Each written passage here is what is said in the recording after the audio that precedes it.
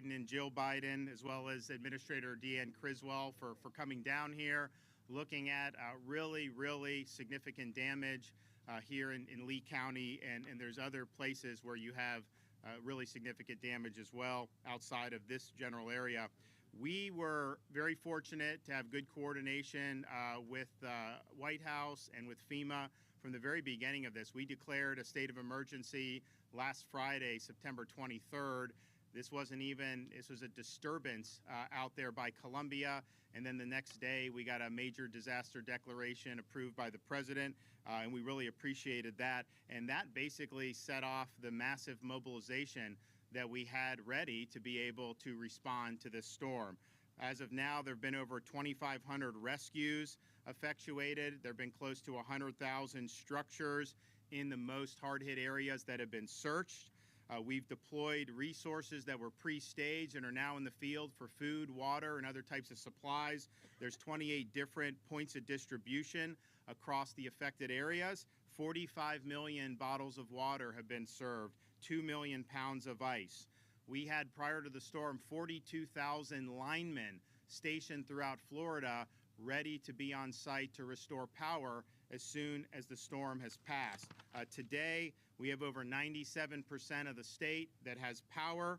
Here in Lee County, of course, one of the hardest hit areas, Florida Power and Light has restored 85% of its Lee County customers. Of course, this area is going to proceed once the search and rescue in Fort Myers Beach, which is also an FPL area.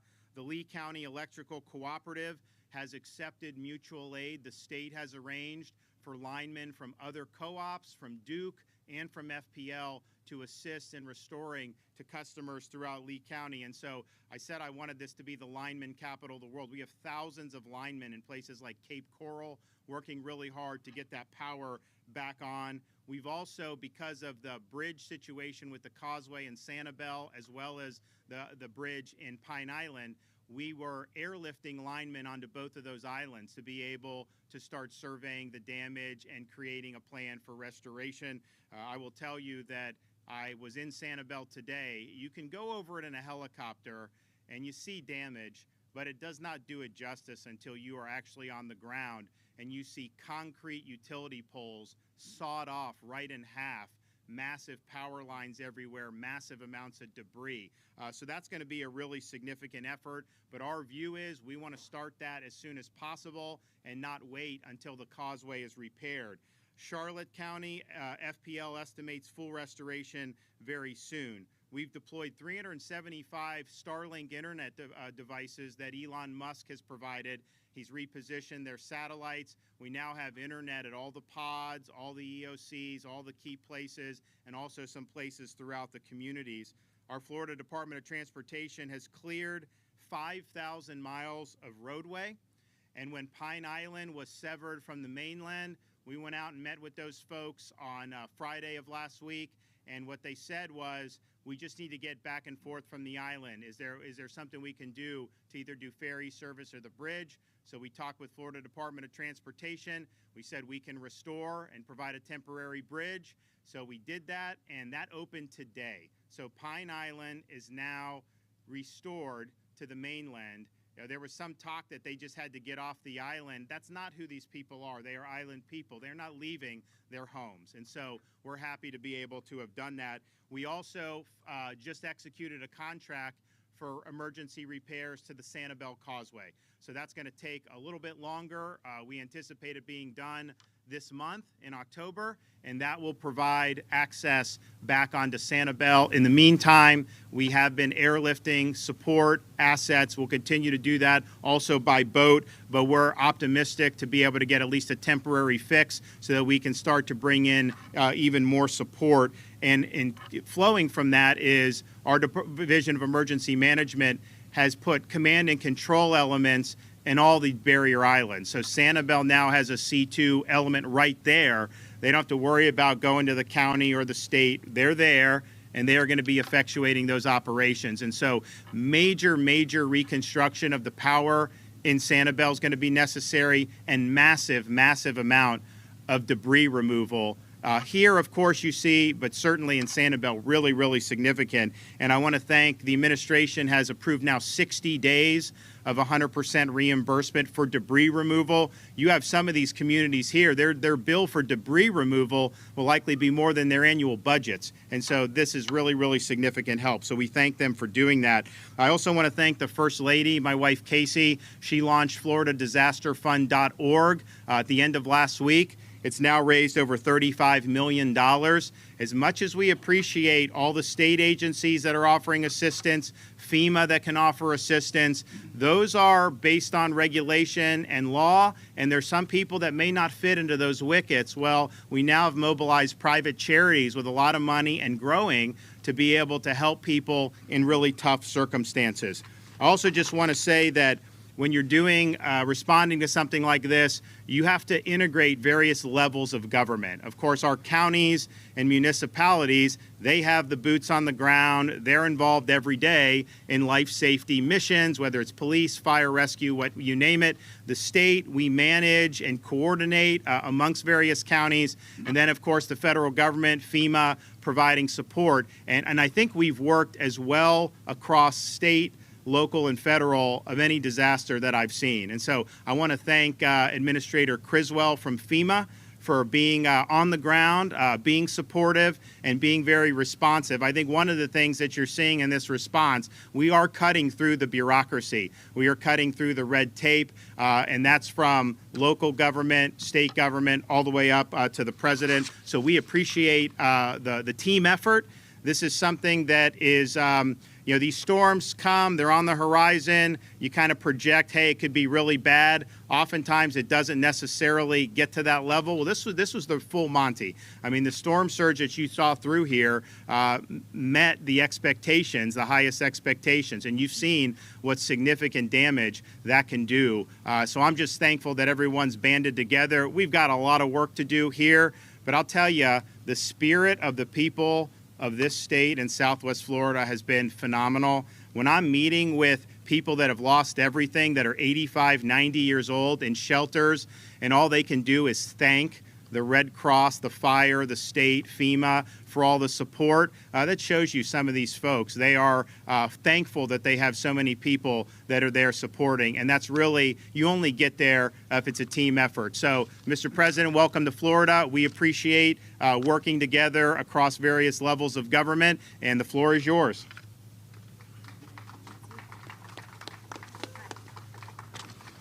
Well, Gov, the First Lady, thank you very much for the hospitality. And, you know, I want to thank the mayor and the county chair. Cecil took me on a little helicopter ride, and we went out to Sanibel Island and all across. And I mean, I'm sure it's much worse on the ground, but you can see a whole hell of a lot of the damage from the air.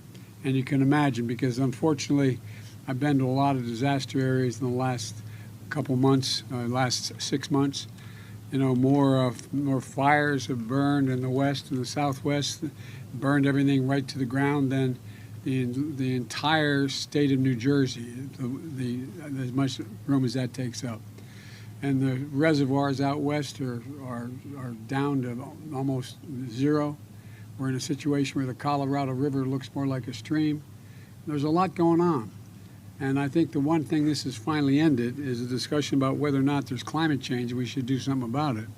But folks, I also want to, Jill and I have had you all in our prayers, and I mean that sincerely. And we're here today because we wanted to tell you in person that we're thinking of you, and we're not leaving. We're not leaving until this gets done. I promise you that. You know, when you walk around here, what's left of Fisherman's Wharf, and you don't have to have much of an imagination to understand that everything is historic, titanic, and unimaginable storm just ripped it to pieces. You got to start from scratch, got to move again. And it's going to take a lot of time, not weeks or months. It's going to take years for everything to get squared away in the state of Florida, to fully recover and rebuild. We're here today with Governor DeSantis and Senator Rubio and Senator Scott and Congressman Donald. You know, today we have one job, and only one job, and that's to make sure the people of Florida get everything that they need to fully, thoroughly recover. We're one of the few nations in the world that, on a basis of a crisis we face, we're the only nation that comes out of it better than we went into it. And that's what we're going to do this time around. Come out of it better, because this is the United States of America, and I emphasize united. We've seen extraordinary cooperation at every level of government, as the governor has said, and the cooperation began before the storm hit. Number one priority was saving lives. At the request of the governor, I signed an emergency declaration. Let's see if this thing works. Is this one working? I signed an emergency declaration that prepositioned federal assets, including food and water and generators, not only in Florida but in other states. So be ready if the worst happened, and it happened. We also prepositioned the largest number of search and rescue teams ever assembled in the United States. Ever assembled in the United States. And FEMA, the Pentagon, the Coast Guard, other agencies, so we can be ready to respond immediately, working with state and local officials. And the search and rescue teams have knocked on nearly 70,000 doors and rescued over 3,800 people. Yesterday, Lee County alone, the search and rescue teams examined 24,000 structures just in this county, making sure we're accounting for everyone who still may be trapped. We have over 4,000 federal personnel on the ground as I speak. The Army Corps of Engineers is providing emergency power to hospitals across the state, nursing homes, water treatment plants, to make sure these facilities are able to continue to operate. Tens of thousands of utility workers all across America, not just in Florida, all across America responded to the call from Florida that needed help. Thousands from all across America, working around the clock to get power restored. This is about America coming together, and I really mean it. America coming together. FEMA has also delivered, as has been mentioned, 4 million meals, more millions of bottles of water, and making sure that they have the immediate necessities. But we know from experience, I know from experience, how much anxiety and fear and concern there are in the people. We didn't lose our whole home, but lightning struck, and we lost an awful lot of it about 15 years ago. And we had a lot to go to. We had relatives nearby. It wasn't like everything was wiped out. But we know the feeling, that feeling about, where am I going to put my head down on a pillow tonight? How's that going to work? Is my kid going to be okay? Is he going to be able to go back to school? Am I going to be able to build my home? Will the insurance cover it? If I don't have insurance, God knows, what am I going to do? And we're working to speak to all those issues because they all warrant immediate responses. I've instructed my administration to bring every element, I mean every element of the federal government together to help with the immediate needs and long-term rebuilding. Yesterday, we opened a disaster recovery center right here in Lee County. 3 more will be open in this part of the state by tomorrow, and with more to come. And the state is co-locating insurance villages at the same center. So you're not sure what your insurance circumstance is, you're not sure what you're going to get, you can show up and determine in one place, meet with your insurance company, and also apply for federal assistance at the same time. From FEMA to Small Business Administration to the Department of Housing and Urban Development, there are many ways we can help, and we've already started. Already 200,000 Floridians, 200,000 families, I should say, have registered for urgent assistance, like buying food, getting their prescriptions, and clothing, basics. And how many of you lost your businesses? Well, insurance may not cover everything, may not cover the full cost. So we're in a position, some of the folks are going to have lost their homes as well. And the question is you have insurance and we'll cover the cost. Well, I directed the Small Business Administration to speed up the processing of low-interest disaster loans that can provide up to $2 million for small businesses and nonprofits, and additional money for lost income, and $200,000 for homeowners to close the gap between what insurance won't cover and what their needs are. And that's in around 1.5% interest rate. And folks, look, yesterday the state asked me and we immediately agreed to activate our hotel program. So individuals who need hotel rooms won't have to pay for anything. I know there's not many around here, but they can go to the nearest hotel and not have to worry about paying anything and just have the coverage. If you don't have insurance, or if you're underinsured and you found a place to rent, or your car has been destroyed, you're maybe entitled up to $37,900 in federal funds. If you need to make repairs to your home, you may be eligible for another $37,900, not $39,700, $37,900. So you possibly can be able to get close to $80,000 for your needs. It's available. And folks, look, the most important thing you can do is register so we can help figure out who is eligible for these things. Hundreds of FEMA personnel are going door to door, and to help with that, or you call 800-621-3362, and I'm told you're waiting for hours and hours to get through, and you're not getting anybody answering the phone. We've talked about that on the way down in Air Force One, and we're going to try to speed that up by having additional personnel. We're trying to expand it. So you have to have a little patience for us to get it all done. So many people are contacting. Or you can go online to disasterassistance.gov and find out what you're eligible to receive. Or you can sign up at one of the multiple disaster recovery centers, the one that's opened here and many more that are going to be opening. Meanwhile, in the counties hardest hit, the federal government, at the request of the governor, in the very beginning, said we'll cover 100% of the cleanup cost, the debris cost, which is billions of dollars before it's all over, if you think about it. That we're going to pay 100% for 30 days. I just extended for another 30 days, and the governor and I talked. I think he's going to have to come back and ask for some more beyond those 60 days because it is consequential. Unless you clear the area, there's not much else you can do. And so, folks, look, we have a long road ahead of us, rebuilding entire communities from the ground up. I want the people of Florida to know you have my commitment and America's commitment that we're not going to leave. We're going to see you through this entire process, and it's going to take a hell of a long time, hopefully without any snags in the way. Later, after the television cameras have moved on, we're still going to be here with you. We're still going to be moving. We're still going to be doing everything we can to try to put your lives back together again. So many families in this community, their homes destroyed. And where we're standing now used to be a busy strip of restaurants and shops. They're now wiped out. The Sanibel causeway is ripped in two, stranding hundreds of people on the other side. Many of them don't want to leave, but some have wanted to leave. We're in a situation where in Lee County alone, initial reports say 11 schools are significantly damaged and 3 are going to have to be rebuilt. And today's Yom Kippur. Many members of Florida's Jewish community can't gather at their holiest day today, and because they're displaced and their homes are gone and their synagogues are not available. Long term, major disaster declaration I approved on September 29th is going to help rebuild schools, libraries, parks, and public community centers.